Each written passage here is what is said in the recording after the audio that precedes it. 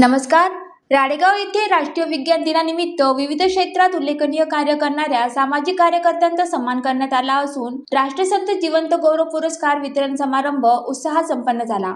28 February रोजी राळेगाव येथील first education फाउंडेशनच्या सभागृहात आयोजित या भव्य सोहळ्यात यवतमाळ, वर्धा, नागपूर आणि चंद्रपूर जिल्ह्यातील विविध क्षेत्रात कार्य करणाऱ्या तब्बल 151 सामाजिक कार्यकर्त्यांना राष्ट्रसंत जीवन गौरव पुरस्काराने गौरविण्यात आले.